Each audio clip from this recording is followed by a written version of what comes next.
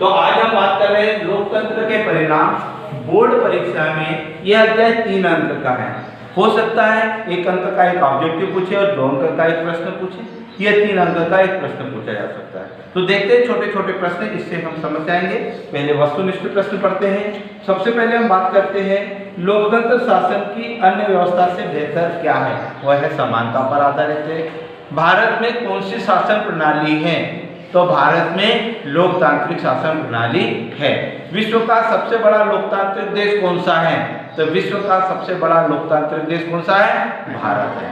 Clear. उसके बाद हम बात कर रहे हैं कि दुनिया में अधिकांश समाज कैसे हैं? तो वह पुरुष प्रधान समाज है। ठीक है। और लोकतंत्र के फैसले कैसे होते हैं? वह होते हैं कानून के अनुसार। तो ये तो हो गए वस्तुनिष्ठ प्रश्न।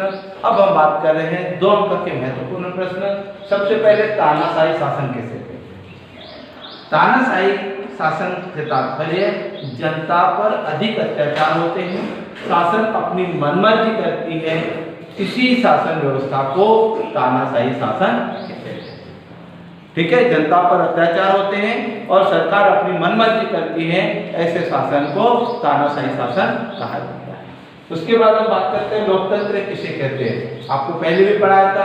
लोक यानी जनता, तंत्र यानी शासन। लोकतंत्र यानी जनता का शासन, जिसमें शासक खुद शासकों का चयन करती है, जिसमें जनता खुद शासकों का चयन करती है, उसे लोकतंत्र कहते हैं। तीसरा है लोकतंत्र की सबसे बड़ी चिंता क्या है? तो लोकतंत्र की सबसे बड़ी चिंता शासन का चयन करने की है। ठीक है। शासन का चयन करने की है लोकतंत्र। उसके बाद हम बात करते हैं लोकतंत्र में निर्णय लेने में देरी क्यों होती है। तो लोकतंत्र, भारत एक विशाल देश है। ठीक है। सब किसी के साथ भेदभाव ना हो। ठीक है। सभी के साथ लोक कल्याण के कार्य हों। इसीलिए इस स्थिति को देखते हुए लोकतंत्र में, ठीक है, निर्णय लेने में क्या होता है? देरी होती है। पारदर्शिता क्या है? पारदर्शिता का तात्पर्य सरकार द्वारा किए गए कार्यों की विश्वसनीयता से है।